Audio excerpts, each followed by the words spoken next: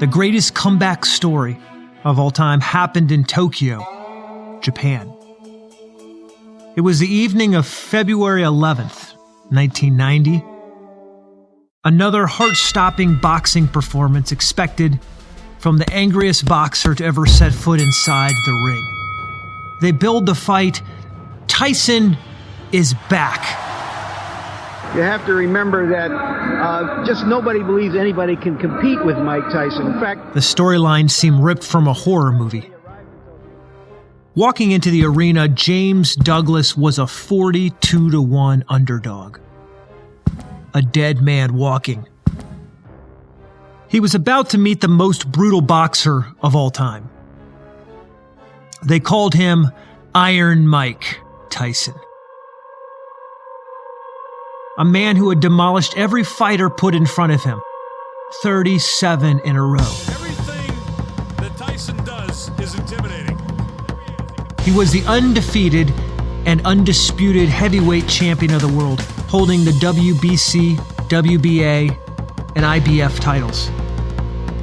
At 5 foot 10 inches tall, weighing in at 220 pounds, Mike Tyson wasn't just the greatest heavyweight fighter in the world. He was the #1 pound-for-pound fighter in the world, according to Ring magazine. You could call him, at that point, the best ever. His last fight before tonight was a holy terror of anguish and punishment for Carl the Truth Williams. Tyson dropped him stone cold unconscious in just 93 seconds. Knocked out. The fight was over. Douglas walked into the ring, ranked the #7 heavyweight boxer in his class. Barely. In truth, he was washed up. He hadn't had a fight in 3 years. That was the night he got knocked out in the 10th round by Tony Tucker, who was the shortest reigning heavyweight world champion in history. He kept his belt for all of 64 days. Perhaps it was Douglas's 6 consecutive wins before that knockout by Tucker that put him in the ring with Tyson. Maybe it was just the fact that no one else wanted to be in that spot and was willing to trade him places. Regardless, he was about to be beaten badly by a man who was known for his punishing blows. It was going to be brutal, no questions asked. The punishment started long before he got to the edge of the ring that night. In fact, just 3 weeks earlier, his mother, Lula, had died unexpectedly. It was a deeply devastating emotional blow to Douglas, who happened to be very close to his mother. At the same time, his son's mother was slowly dying with a severe kidney ailment.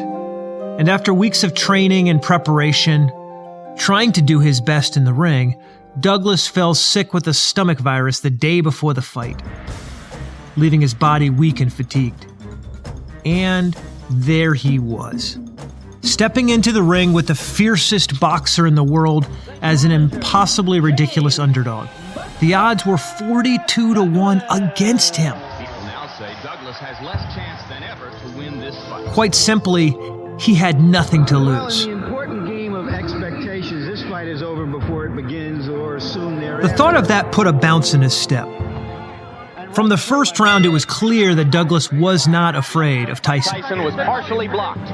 He danced just outside of reach of Tyson's trademark uppercut, delivering just a quick and accurate jab. So far, shown no signs of being intimidated. When Tyson tried to break inside his guard, Douglas would tie him up or move back out of range, As you watch Buster Douglas try to tie Mike Tyson up inside. clearly winning that very first round.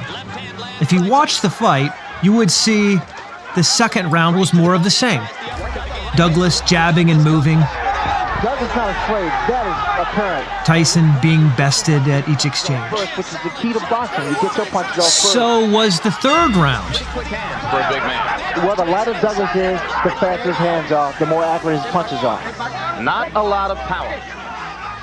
And even the fourth round. Douglas still landing the jab. Tyson's corner was growing frantic. His cornerman, Jay Bright, was screaming at his fighter at the top of his lungs. You can't just sit there and look at him. You've got to go to work. Seems less aggressive than his the case. Perhaps a little frustrating. Tyson was off his game. That much was clear. There's very little head movement here today. Even Sugar Ray Leonard, who was calling the fight for HBO that night, He just don't have it. Things just don't click in. it wasn't all one-sided, don't get me wrong. Tyson was able to connect with a few smashing blows, rocking Douglas. But it came at a cost.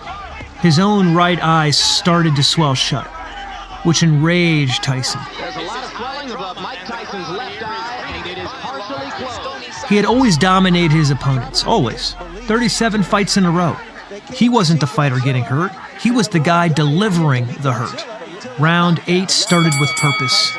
For some reason in this round, Tyson was focused and angry. And another right-hand uppercut by Tyson. Angry at his corner for not believing in him. Angry at the people in the stands for not believing in him and not having his back. Angry at the crowd cheering on Douglas. That's another round for Buster Douglas. He even dominated the exchange after the bell. Angry at the swelling that was making it hard to see out of his right eye. Mike Tyson is hurt. His eye is closing, and he is behind in this fight. And that's when he decided something. He was going to end the fight. This was the round. As the round counted down, Tyson pressed the action like a man possessed. Like the fighter who had dominated the past 37 opponents. With 10 seconds left in the round, Tyson hit Douglas with a flurry of punches. One brutal uppercut dropped him cold to the mat. 1, 2, 3. The referee was counting and Douglas was still on the mat. 4, 5, 6. Douglas began to move. 7, 8. Douglas struggled to his feet. 9. It almost seemed like the fight would be over.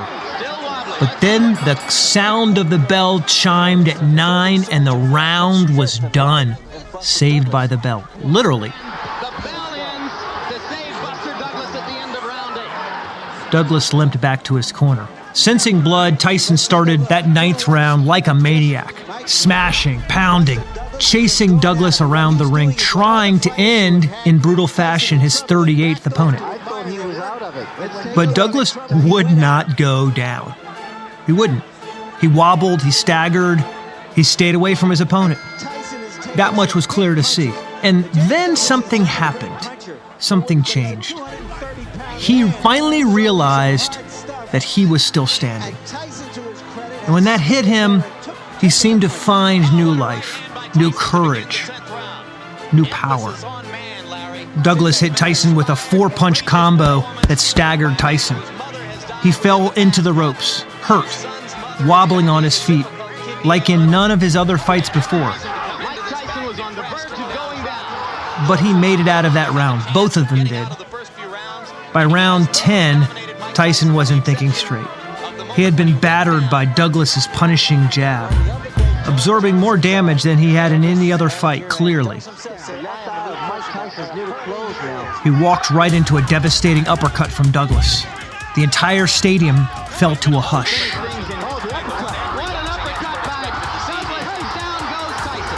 As in slow motion, Tyson's head snapped backwards. 4 smashing punches later, he fell unconscious to the mat. He had never been knocked down before. 10 seconds later, the referee, Tavio Meran, counted him out. He had been knocked out. The man who had never been knocked down before was knocked out. James Buster Douglas, the man who would not go down, became the new undisputed heavyweight champion of the world. And the fight, to this day, is the greatest upset in boxing history. He hadn't fought in 3 years. He was sick with the flu, dehydrated when he entered the ring. His mother had just died. His son's mom was dying. The odds were against him in every way. He had been doubted, mocked by reporters, beaten down, knocked to the ground, but he got back up. He got back up.